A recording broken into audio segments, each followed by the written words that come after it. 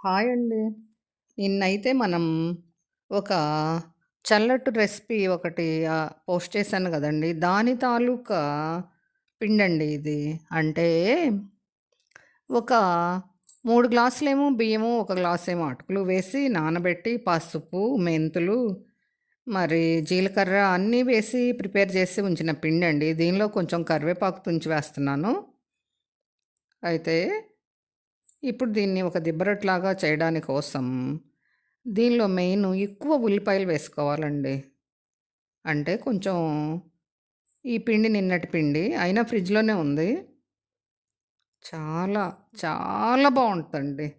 ఎలా అంటే అది ఎంత బావుంటదంటే, ఎవరైనా దూరంగా ఉన్న వారికి కూడా అంటే దూరం అంటే మనం దోస వేస్తున్నాం అనుకో మన బెడ్‌రూమ్‌లోనో, మన హాల్ రూమ్‌లోనో ఉన్నారనుకోండి మన వాళ్ళు. అప్పటిదాకా నాకేం వద్దు ఆకలవట్ల. నేను తినను. నాకేం ఫుడ్ అక్కర్లేదు ఈరోజు అనేవాళ్ళు కూడా చల్లగా వచ్చి డైనింగ్ టేబుల్ దగ్గర కూర్చుంటారండి. అంత బావుంటది. దీనిలో పెద్ద ఉల్లిపాయల ముక్కలు, పచ్చిమిర్చి, మరి కరివేపాకు వేసి కలుపుకోవడం అండి.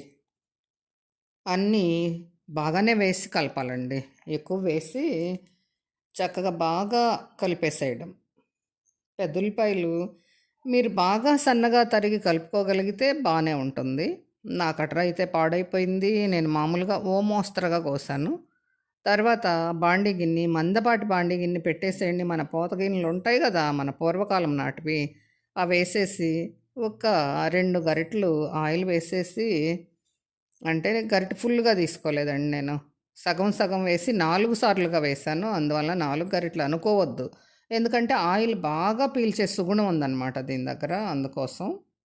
ఇంకా ఆయిల్ బాగా కాక మీద బాగా కాలిన తర్వాత పిండి మీరు ఎక్కువ పిండి వేసినా పర్వాలేదు. ఇది కాల్లేదు అనేదేముండదు. చక్కగా బెజ్జాలు బెజ్జాలుగా పడి లోపలికల్లా కూడా స్పాంజ్‌లాగా వస్తదండి. మనకి చాలా అంటే చాలా బావుంటది. అలా కొంచెం ఆయిల్ పైకొచ్చింది గదా! దాన్ని కొంచెం బాగా వేగిన తర్వాత అంటే విరిగిపోకముందనమాట. అలా వెంటనే తిరగేసేయండి. తిరగేస్తే ఇది గోల్డెన్ బ్రౌన్ కలర్ వచ్చే వరకు ఉంచినా పర్లేదు. కొంచెం మాడినా ఏం గాదండి. చాలా రుచిగా ఉంటుందనమాట. చూడండి అలా ఆయిల్ చుట్టూ వచ్చేసిద్ది. మళ్ళా ఇది పీల్చుకుంటది.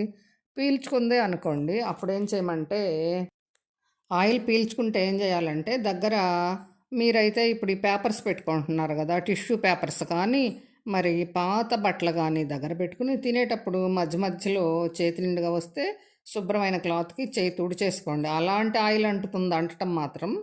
కానీ రుచి మాత్రం అదరహో ఇంకో మాట లేదు. మూలన ఉన్న వాళ్ళు కూడా ఓపికతో లేచి పరిగెత్తుతారండి. అదండి దీని పరిస్థితి.